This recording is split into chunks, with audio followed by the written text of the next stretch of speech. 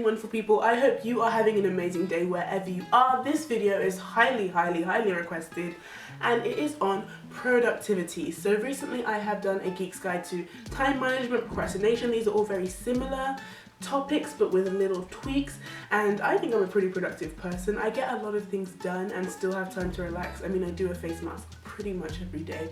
So I thought I would give you guys my tips and tricks, and the first tip is to use to-do lists. So in my time management video, I explain this a bit more, and how to maximize to-do lists. But essentially, if everything is written down, you will never forget things, but you actually have to check the to-do list. If you don't check them, then they're pretty pointless and they're a waste of time. If you are enjoying this video so far, give it a big thumbs up and share it with people. Definitely comment down below if you have any productivity tips of your own that I don't mention in this video. But the next tip is to get a head start in things. So with me, in the summer before A-levels, I got a head start on the first few topics of A-level. So now, even though, I didn't completely understand the topics then, I already have a foundation so that when I hear things in class, it's not the first time, so I'm not as scared. And when you're scared, you can't function properly in class because you're like, wow, I'm a class, what? That's maths. I thought that was Japanese, wow.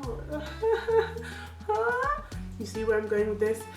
So in the half term, which is what I'm going through right now, I am going to obviously work on the work I did this term, but I'm also going to get a head start. And one great thing to do is, especially when it comes to school, go to your teachers and find out what's coming up next. I've gone to all my teachers and been like, hey miss, I don't have female teachers. Wow. All girls school and only female teachers. Wow.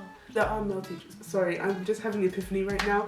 But yeah, go up to a teacher and be like, yo miss, what's coming up? Do you have a teaching plan for the next few months? They'll say yes, they'll say no, you get it, and then you have an idea in the back of your mind so you can get as ahead as you want to. So the next thing is to look after your body. So eat well, drink water, exercise, move about. If you look after your body and your body is functioning highly, you have a positive mental health, positive physical health, then you'll be productive. When you are sick, productivity is limited. There is limited work that you can do because you're not functioning. One thing that I will definitely say, if your mental health is not together at the start of sixth form, you're going to struggle because it's a mental challenge. When people talk about the jump, I don't think it's necessarily academic because you expect that. Year 7 was easier than year 8. Year 10 was easier than year 11. So you expect that. It's more of a different mental ballgame entirely. And if you're not physically and mentally okay, then productivity is going to be very difficult for you. So the next thing, similar tip, is to go outdoors. Go on a walk, that will clear your mind. Going to the gym, oh my gosh. Mondays, I always go to the fitness suite with my friends and I get so much mental clarity that as soon as I sit down to study after working out, it's a whole different ball game. I can see more clearly. Like, I know it sounds so overdramatic, but I genuinely feel like I can understand more things. Like, my mind is so powerful. If you haven't already subscribed, make sure you do and turn on the notification bell so you can see more of me and more similar videos like this. It would genuinely mean so much if you did. So yeah, on to the next tip is to use the Pomodoro Ratio. So I don't teach the Pomodoro method because it doesn't work for me. 25 minutes of studying and a 5-minute break isn't realistic for me. I have to get a certain amount of things done, so I use a 5-to-1 ratio. So let's say instead of 25 minutes, I will do 100 minutes of studying, which is about 2 hours, which is actually still quite short for me, and then do a 20-minute break instead. You need to make sure that you are not just sitting down for 10 hours, and avoid having to constantly use your brain, because your brain needs a break to relax and just be like, okay. It's like going on a run. You don't want to run forever. You want to take breaks, do it in intervals, make it easier for yourself.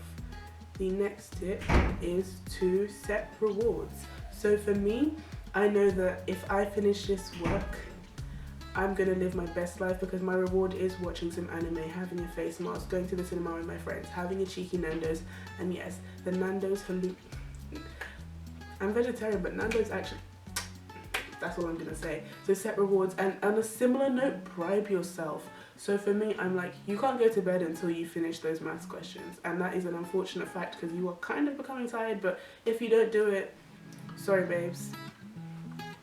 it's not going to happen. So bribing yourself is another thing, but obviously you have to have a certain level of self-control for that to be possible.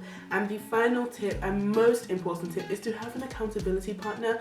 Depending on your relationship with your siblings and parents, it could be them, but you need someone to hold you accountable and be like, hey, if I haven't done this by this time, sorry, I can't do X, Y, and Z. If I haven't finished this chapter of maths, I can't go to Sebastian's party, for example. If you have someone who you're holding yourself accountable to, it makes you feel more pressure to do the things, which pressure isn't always the best thing, but it can be good. So yeah, I hope this video has been so helpful to you, and as always, make sure you Wonderful People smile, subscribe, study hard, slay hard, and I will see you again very soon. Bye!